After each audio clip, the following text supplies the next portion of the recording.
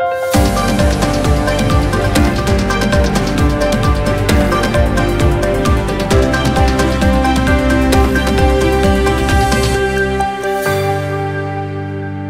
मी अनुष्का. शंखनाद न्यूज चॅनलच्या मराठी बातमीपत्रात आपल्या सर्वांचं परत एकदा स्वागत करते. बघूया आजच्या काही मराठी ठळक बातम्या.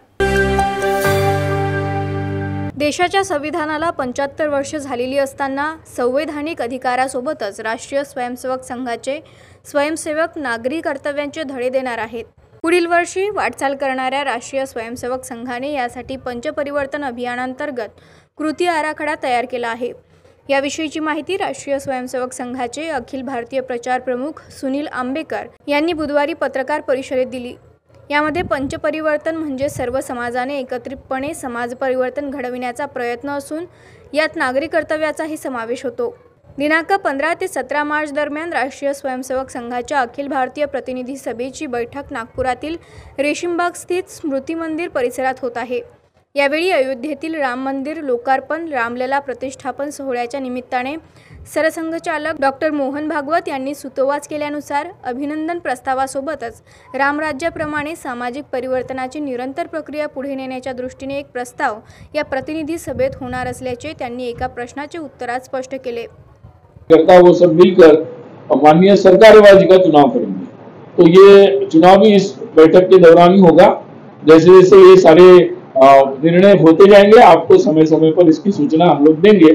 15 तारीख को जब विधिवत इसका पुष्पार्चन से प्रारंभ होगा तब आपके वीडियो और फोटोग्राफर्स को हम लोग सभागार में भी आमंत्रित करेंगे और उसके पश्चात कोई न हमारे सहसरकारवाह यहाँ पर प्रेस ब्रीफिंग करेंगे जिसमें अपने प्रतिवेदन की प्रतियां और बाकी सब जानकारी आपको दी जाएगी. और जैसे ही प्रस्ताव और माननीय सरकारवाजी का चुनाव की जानकारी वो 16 तारीख या 17 तारीख जैसे संभव होगा आपको देंगे. और 17 तारीख को यानी बैठक के अंतिम दिन दोपहर इसी समय अपने माननीय सरकारवाह उस समय जो भी होंगे मतलब वो प्रेस वार्ता को संबोधित करेंगे. और उस प्रेस वार्ता में ये तो प्रेस ब्रीफिंग है, उसमें प्रश्नोत्तर भी रहेंगे. इसलिए आपके जो भी प्रश्न होंगे विस्तार से प्रश्न उस समय ज्यादा पूछ सकते हैं. अभी बैठक के संदर्भ में कोई या मेरे इस ब्रीफिंग के संबंध में कोई प्रश्न होगा तो अभी पूछ सकते हैं.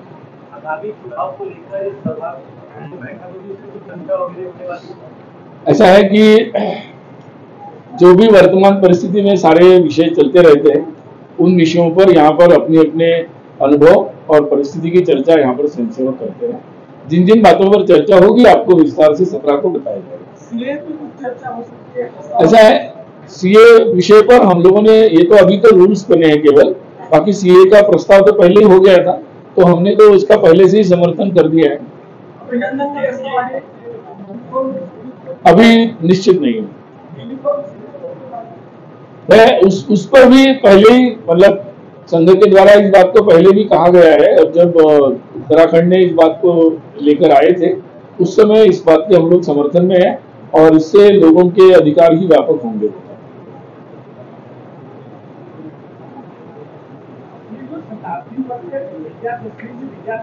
जी जी जी बिल्कुल. 2025 की विजयादशमी जो होगी उस समय 100 वर्ष पूरे होंगे तो शताब्दी पूर्ति वर्ष जो होगा 25-26 विजयादशमी से विजयादशमी उसमें उपक्रम रहेंगे शताब्दी संदर्भ में. इसका हाँ जी हाँ जी. जैसे ही माननीय सरकारवाजी का चुनाव होता है उसके पश्चात इस बैठक 3 वर्ष की कार्यकारिणी का काल होता है तो वो 3 वर्ष की कार्यकारिणी का काल समाप्त होता है उनके साथ ही. तो जो बैठक के अंतिम समय में वो नई कार्यकारिणी की घोषणा भी करेंगे. सभी ऐसा है सभी संगठन के अध्यक्ष उसके महामंत्री और संगठन मंत्री और कुछ अन्य कार्यकर्ता इसमें अपेक्षित होते हैं. तो सभी बीजेपी से भी अध्यक्ष संगठन मंत्री 2 अपेक्षित है, बाकी अन्य कुछ कार्यकर्ता. जी जी मैं ये पिछला लक्ष्य बता रहा हूँ, पिछली संख्या बता रहा हूँ पिछले बैठक की.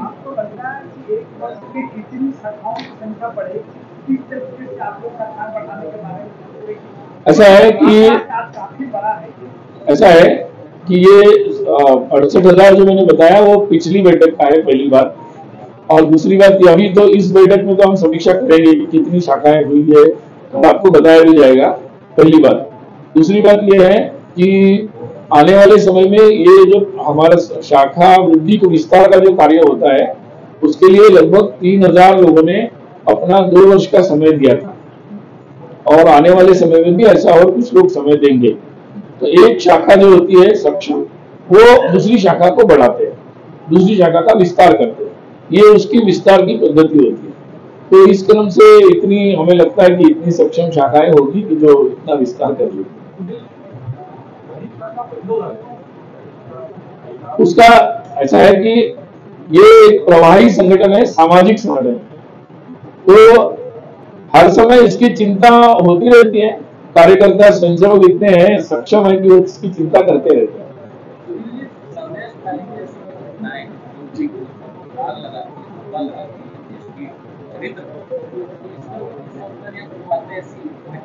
मुझे लगता है मैंने आपको विस्तार से बता दिया कि जितने भी सारे विषय होंगे उन पर वर्तमान के उसकी अपनी जानकारी प्रांत के लोग रखते हैं और उस पर चर्चाएं होती है।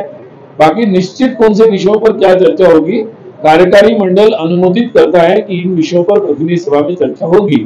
तो कार्यकारी मंडल की बैठक कल है, तो उसमें जैसे अनुमोदित हो जाएगा 15 को ब्रीफिंग में आपको जानकारी दे देंगे। गुरुवारी कार्यकारी मंडळाची बैठक होणार आहे। यात देशातील वर्तमान राजकीय सामाजिक दृष्टीने चर्चेला जाणाऱ्या विविध प्रस्तावांवर निर्णय घेतला जाईल। सध्या ज्या प्रस्तावांवर निर्णय घेण्यात आला आहे त्यात अयोध्येतील राम मंदिर प्रस्तावाचा समावेश आहे। यासोबतच समान नागरी कायदा सीएए संदर्भात संघाची समर्थनाची भूमिका आहे। या बाबतीत चर्चा होणार का हे कार्यकारी मंडळ ठरवेल असेही सांगितले। या प्रतिनिधी सभेच्या निमित्ताने नव्या सरकारी वाहनांची निवडणूक व त्यांच्या नव्या कार्यकारिणीची 3 वर्षांसाठी घोषणा केली जाणार असल्याची माहिती सुनील आंबेकर यांनी दिली। शंखनाद न्यूजसाठी ब्युरो रिपोर्ट। प्रभाग 22 मधील पंडितपुरा हा महानगरपालिकेच्या गांधीबाग झोन 6 मध्ये येतो। या ठिकाणी अनेक दिवसांपासून नळाला दूषित पाणी येत आहे। याबाबत कित्येक तक्रारी करण्यात आल्या आहेत, मात्र प्रशासनाने काम अत्यंत संथ गतीने सुरू आहे। दूषित पाण्यामुळे हजारो लोक आजारी पडत आहेत। याबाबत माहिती देताना सामाजिक कार्यकर्ते विनोद इंगोले यांनी कार्यकारी अभियंता पाणी पुरवठा विभाग महानगरपालिका नागपूर यांनी याकडे लक्ष देण्याची मागणी केली आहे। प्रभाग 22 मधील सीए रोडला लागून असलेला परिसर हा पंडितपुरा परिसर आहे। या पंडितपुरा परिसरामध्ये गेल्या 15 ते 20 दिवसापासून नळाला दूषित पाणी येत आहे। याबाबत तेथील नागरिकांनी संबंधित विभागाला तक्रार सुद्धा केली। त्यानंतर तिथले काम सुरू झाले। काम सुरू असताना एकदम मंद गतीने काम सुरू आहे, हळूपणे काम सुरू आहे। अजूनपर्यंत ते समस्याचं समाधान झालेलं नाही। 20 दिवसाचा पिरियड होऊन गेला, पण अजूनपर्यंत ते पाण्याची समस्या सुटलेली नाही। त्यामुळे संबंधित विभागाला याबाबत माननीय कार्यकारी अभियंता वाईकर साहेब यांना सुद्धा आम्ही माहिती दिलेली आहे का हे पाण्याचा प्रश्न लवकरात लवकर सुटण्यात यावा व इथं जे घाण पाणी येऊन राहिलं यामुळे लोकांच्या आरोग्यावर सुद्धा याचा परिणाम होत आहे आणि ही समस्या लवकरात लवकर सुटावी या आम्हा सर्व नागरिकांतर्फे त्यांना मागणी आहे।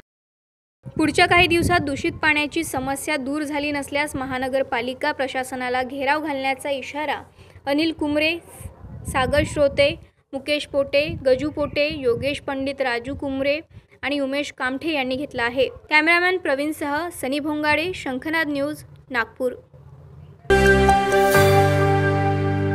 कुलस्वामिनी बहुउद्देशीय संस्थेतर्फे महिला दिनानिमित्त संस्थेच्या पटांगणात पाककला, चित्रकला, निबंध व रंगीत ड्रेस स्पर्धा घेण्यात आली। या स्पर्धासोबतच कोण बनेगा नंबर 1 शेफचे नवीन नंदनवन शीतळा माता महानगरपालिकेच्या ठिकाणी आयोजन करण्यात आले होते।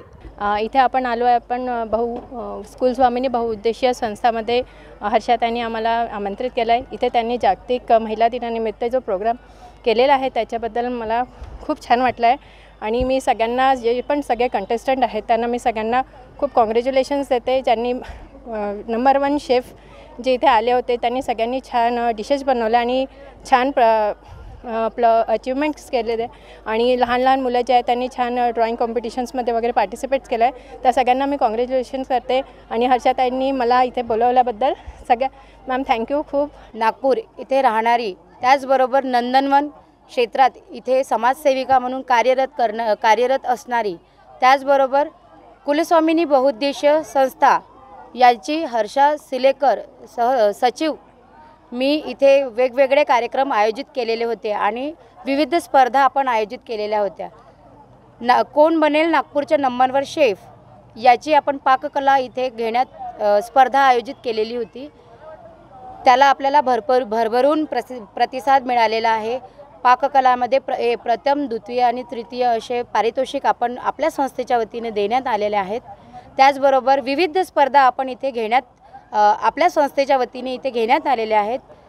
त्या विविध स्पर्धेमध्ये निबंध स्पर्धा, चित्रकला स्पर्धा, रांगोळी स्पर्धा, त्याचबरोबर आर्ट अँड क्राफ्ट स्पर्धा व चित्रकला स्पर्धा अशा विविध स्पर्धा इथे आयोजित केलेल्या होत्या. इथे भरभरून मुलांनी स्पर्धक म्हणून सहभाग दिला आणि आपण त्यांना प्रथम, द्वितीय आणि तृतीय असे क्रमांक देऊन त्यांचं गौरवान केलं, त्यांना प्रशस्तीपत्र दिलं, त्यांचं सन्मान केलं.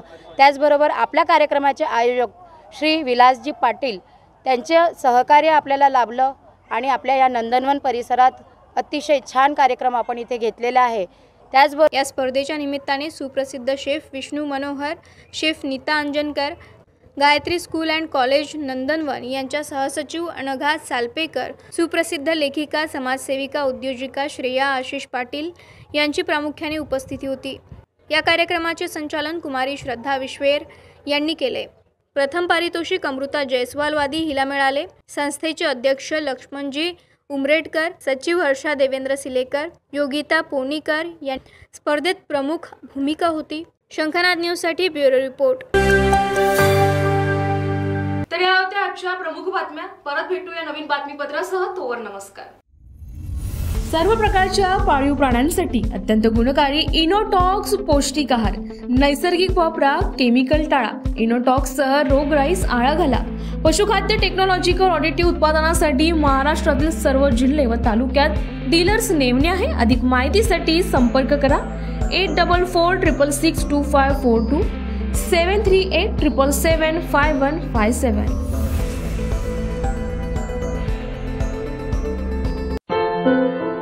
क्या हुआ बहू? माँ, पाइल्स की बहुत तकलीफ हो रही है. तो तुम गुदरोग सर्जन के पास क्यों नहीं गई? देखो, जैसे हार्ट के लिए हार्ट स्पेशलिस्ट, ब्रेन के लिए ब्रेन स्पेशलिस्ट, तो पाइल्स के लिए पाइल्स स्पेशलिस्ट क्यों नहीं? स्त्री हो या पुरुष, टॉयलेट में तकलीफ केवल पाइल्स ही नहीं और भी कई प्रकार के गुदरोग तथा कैंसर भी हो सकता है. इसीलिए इसकी प्रत्यक्ष जांच जरूरी है. ठीक है माँ, पर जांच के लिए हम जाएंगे कहाँ? वही काले आयुर्वेदिक पाइल्स हॉस्पिटल में. लेकिन माँ, प्रेगनेंसी में पाइल्स की दवाइयाँ? प्रेगनेंसी में आयुर्वेदिक दवाइयाँ सुरक्षित होती है. जनहित में जारी. काले आयुर्वेदिक पाइल्स हॉस्पिटल, औषधि चिकित्सा तथा सर्जरी ट्रीटमेंट उपलब्ध. हमारा पता उमरेड रोड, दिघौरी बस स्टॉप के पास, नागपुर. अधिक जानकारी के लिए वेबसाइट पर जाएं kalepileshhospital.com.